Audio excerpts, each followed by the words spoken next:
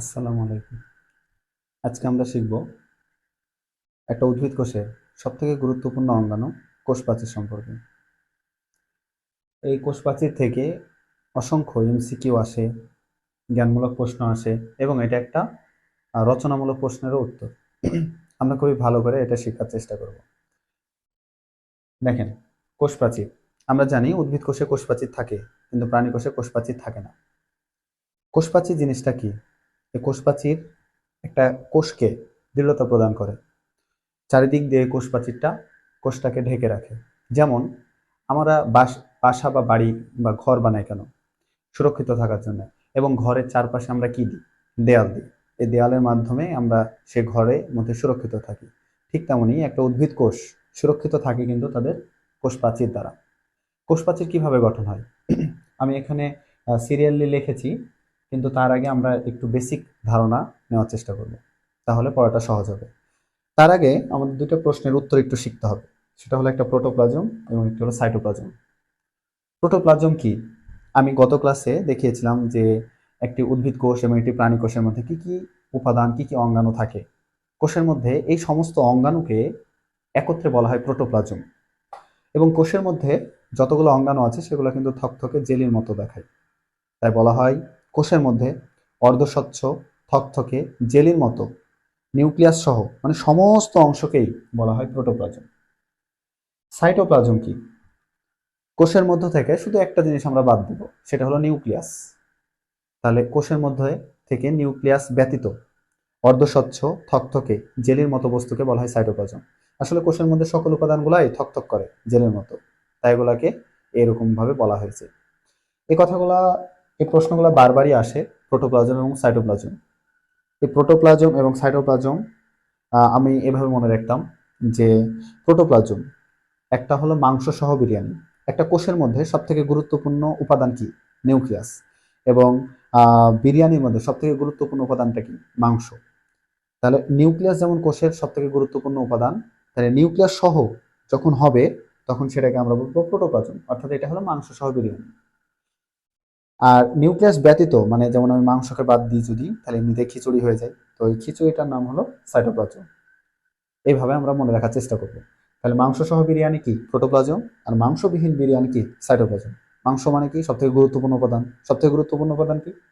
Nucleus. তাহলে কোষের মধ্যে নিউক্লিয়াস সহ অর্ধস্বচ্ছ, থকথকে জেলের মতো সমস্ত অংশকে বলা হয় প্রোটোপ্লাজম। এবং কোষের মধ্য থেকে নিউক্লিয়াস ব্যতীত অর্ধস্বচ্ছ, থকথকে জেলির মতো বস্তুটাকে বলা হয় সাইটোপ্লাজম। আশা করি এখন বোঝা গেছে।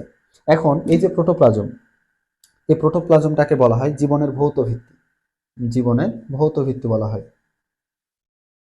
কারণ হলো এই প্রোটোপ্লাজম, এই প্রোটোপ্লাজমের মধ্যে কি আছে? নিউক্লিয়াস। আমরা জানি নিউক্লিয়াস একটি কোষকে বাঁচিয়ে রাখতে সাহায্য করে। শুধু তাই নয়, এই প্রোটোপ্লাজমের ৭০ থেকে ৯০ ভাগই পানি। ৭০ থেকে ৯০ ভাগই পানি। এবং আমরা জানি পানির অপর নাম কি? জীবন। পানি ছাড়া কোনো জীবই বেঁচে থাকতে পারে না। সেটা আমাদের কোষ হোক বা আমাদের যত অঙ্গাণু আছে সবগুলাই পানি ছাড়া বেঁচে থাকতে পারে না। যেহেতু প্রোটোপ্লাজমের 70 থেকে 90% পানি হয়, তাই প্রোটোপ্লাজমকে বলা হয় জীবনের ভৌত ভিত্তি। এটা একটা খ নম্বর প্রশ্ন আসতে পারে। তাহলে আমরা আরেকবার দেখি প্রোটোপ্লাজমটা কি। কোষের মধ্যে নিউক্লিয়াস সহ অর্ধস্বচ্ছ, থকথকে জেলির মতো বস্তুটাকে বলা হয় প্রোটোপ্লাজম। সাইটোপ্লাজম কি? কোষের মধ্য থেকে নিউক্লিয়াস ব্যতীত অর্ধস্বচ্ছ, থকথকে জেলির মতো বস্তুটাকে বলা হয় সাইটোপ্লাজম। প্রোটোপ্লাজমকে কি বলা হয়? জীবনের ভৌত ভিত্তি। কেন বলা হয়? কারণ আমরা জানি প্রোটোপ্লাজমের মধ্যে ৭০ থেকে ৯০ ভাগই পানি থাকে। আর একটা জীবের গাঠনিক এবং আণবিক উপাদান গড়ে ওঠার জন্য পানি খুবই গুরুত্বপূর্ণ। তাই প্রোটোপ্লাজমকে বলা হয় জীবনের ভৌত ভিত্তি। আচ্ছা, এই কথাটা কেন বললাম? কোষপ্রাচীর পড়তে গেলে আমাদের সুবিধা হবে তাই। আচ্ছা, এবার শুরু করি। কোষপ্রাচীরের কথা বলছিলাম যে একটা উদ্ভিদ মানে দৃঢ়তা প্রদান করে হলো কোষপ্রাচীর। উদ্ভিদ কোষের ক্ষেত্রে দৃঢ়তা প্রদান করে হলো কোষপ্রাচীর। আম, তো এই যে কোষপ্রাচীরটা কিভাবে গঠন হয়? আমি মাঝে একটা কালো লেয়ার দিয়েছি। তার এপাশেও কোষপ্রাচীর আছে, এপাশেও আছে, এই দিক উপরের দিকেও আছে, নিচের দিকেও আছে, চারিদিক দিয়ে এক কোষপ্রাচীর আছে। যেমন আমাদের ঘরের চারিদিক দিয়ে দেয়াল দিয়ে আমাদের ঘরটা তৈরি হয়, ঠিক তেমনি একটা কোষপ্রাচীর কোষের চারিদিক দিয়ে থাকে। তো দুটো কোষপ্রাচীর যেখানে যুক্ত হয়, দেখো এখানে একটা কোষপ্রাচীর যুক্ত হয়েছে, এদিকে একটা শুরু হয়েছে, আর এখান থেকে আরেকটা শুরু হয়েছে। দুটো কোষপ্রাচীর যেই জায়গাতে যুক্ত হয়েছে, এই যে যুক্ত হয়েছে, সেই জায়গাটার নাম হলো মধ্যপর্দা। তাহলে দুটো কোষপ্রাচীরের মধ্যে সংযোগ স্থলটাকে বলা হয় মধ্যপর্দা। যেমন আমরা যদি একটা বাড়ি বানাতে চাই, যদি আমরা হচ্ছে ইট গেথে বাড়ি বানাতে চাই, তাহলে প্রথমে একটা ইট দিই, তারপরে এখানে সিমেন্ট বালু মিক্সড করে তারপরে আবার এখানে আরেকটা কি করি, ইট গাঁথি। তার মানে সিমেন্ট দিয়ে দুইটা ইটকে যেখানে আমি গাঁথেছি, যেখানে যুক্ত করেছি, সেই জায়গাটার নামই হলো কি, মধ্যপর্দা। তাহলে দুটি কোষ প্রাচীরের মধ্যে সংযোগ স্থলটাকে বলা হয় মধ্যপর্দা। এই মধ্যপর্দাটা আসলে মধ্যপর্দার ওপরে এই যে এখানে বলা হয় সেলুলোজ, হেমিসেলুলোজ এবং গ্লাইকোপ্রোটিন নামক কিছু পদার্থ, রাসায়নিক পদার্থ জমা হয়ে এই একটা প্রাচীর তৈরি করে। এই যে কালো কালারে আমি আরেকটা প্রাচীর দিয়েছি, এটাকে বলা হয় প্রাথমিক প্রাচীর বা প্রাইমারি ওয়াল। তাহলে এটাকে বলা হয় প্রাথমিক প্রাচীর।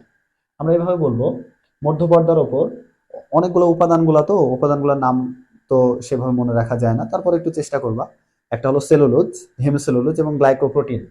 তাহলে মধ্যপর্দার ওপর সেলুলোজ, হেমিসেলুলোজ এবং গ্লাইকোপ্রোটিন জমা হয়ে একটা প্রাচীর তৈরি করে, সেটাকে বলা হয় প্রাথমিক প্রাচীর।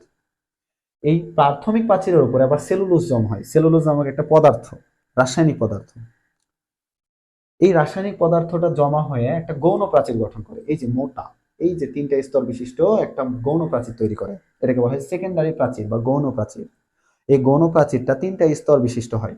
প্রথম যে স্তর, এই যে বাইরের দিকে যে স্তর, এটাকে বলা হয় বহিঃস্তর। ভেতরের দিকে যে স্তর, সেটাকে বলা হয় মধ্যস্তর। এবং শেষের যে স্তর, সেটাকে বলা হয় অন্তঃস্তর। তাহলে কি বললাম, দুটো কোষ প্রাচীর যেখানে যুক্ত হলো সে জায়গাটার নাম হলো মধ্যপর্দা। মধ্যপর্দার উপরে সেলুলোজ, হেমিসেলুলোজ এবং গ্লাইকোপ্রোটিন নামক কিছু রাসায়নিক পদার্থ জমা হয়ে প্রাথমিক প্রাচীর গঠন করে। এই প্রাথমিক প্রাচীরের উপরে আবার সেলুলোজ জমা হয়ে একটা গৌণ প্রাচীর গঠন করে। এই গৌণ প্রাচীরটা তিনটা স্তর বিশিষ্ট হয়। প্রথম যে স্তর, বাইরের যে স্তর, তাকে বহিঃস্তর, দ্বিতীয় স্তরকে মধ্যস্তর এবং তৃতীয় স্তরকে অন্তঃস্তর বলে।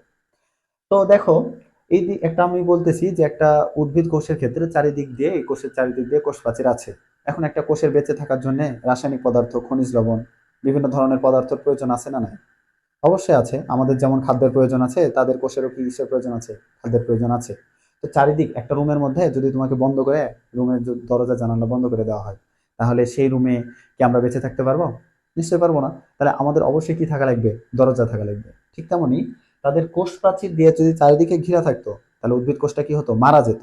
তাই এই কোষ প্রাচীরের মাঝে মাঝে সৃষ্টিকর্তা কিছু ছিদ্র দিয়ে দিয়েছে। এই ছিদ্রগুলোর নাম হলো কূপ। তাহলে কূপ কি?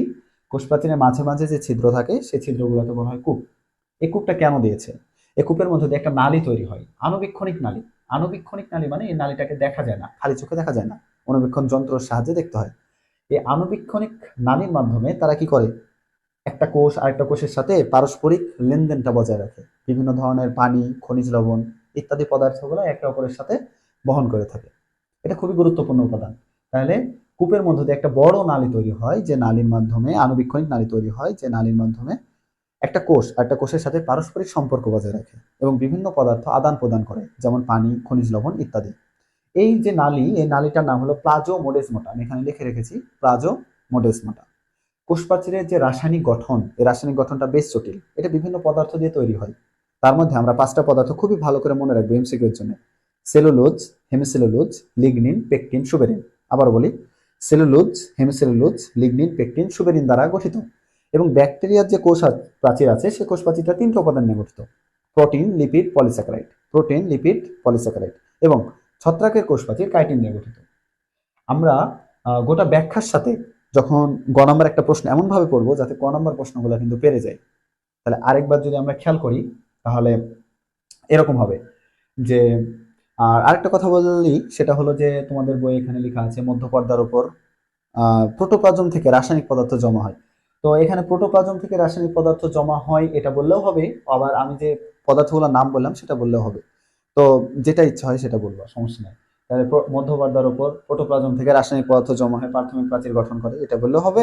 আবার তুমি বলতে পারো মধ্যপর্দার উপর সেলুলোজ, হেমিসেলুলোজ, গ্লাইকোপ্রোটিন ইত্যাদি নামক পদার্থ তৈরি হয়ে মানে জমা হয়ে প্রাথমিক প্রাচীর গঠন করে। কোনো সমস্যা নেই, এখানে বললেই হলো। তাহলে আমরা আরেকবার একটু যদি সাজিয়ে বলি, তাহলে কি দাঁড়ায়? কোষ প্রাচীর হলো উদ্ভিদ কোষের একটি গুরুত্বপূর্ণ বৈশিষ্ট্য। এটি মৃত এবং জড়বস্তু দিয়ে গঠিত। কোষ প্রাচীর প্রাণী কোষে থাকে না। গেল। এরপরে বলবো, দুটো কোষ প্রাচীরের মধ্যে সংযোগ স্থলকে বলা হয় মধ্যপর্দা। মধ্যপর্দার ওপর এই যে প্রোটোপ্লাজম বলতে পারো, অথবা আমি যেটা বললাম ওইটা। তাহলে প্রোটোপ্লাজম থেকে রাসায়নিক পদার্থ জমা হয়ে একটা প্রাথমিক প্রাচীর গঠন করে।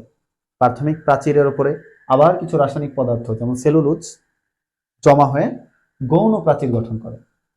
এই গৌণ প্রাচীরটা তিনটা স্তর বিশিষ্ট।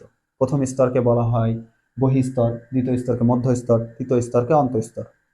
কোষ প্রাচীরের মাঝে মাঝে অসংখ্য ছিদ্র আছে, এই ছিদ্রগুলোকে বলা হয় কূপ। কূপের মধ্য দিয়ে বড় একটা নালী তৈরি হয়। এই নালীর মাধ্যমে কোষ পারস্পরিক সম্পর্ক বজায় রাখে। এই নালীটা নাম হলো প্লাজোমোডেসমাটা। এর মাধ্যমে পানি এবং খনিজ লবণ সহ বিভিন্ন পদার্থ আদান প্রদান করে থাকে। কোষ প্রাচীরের রাসায়নিক গঠন বেশ জটিল। এটি cellulose, hemicellulose, lignin, pectin, suberin দ্বারা গঠিত। ব্যাকটেরিয়ার কোষ প্রাচীর তিনটি উপাদান নিয়ে গঠিত: প্রোটিন, লিপিড এবং পলিস্যাকারাইড। এবং ছত্রাকের কোষ প্রাচীর কাইটিন নিয়ে গঠিত। একদমই সহজ। আমি এখানে আরো কিছু লিখে রেখেছি, এখান থেকে ক নম্বর প্রশ্ন আসতে পারে, ইনশাল্লাহ এখন পারবে।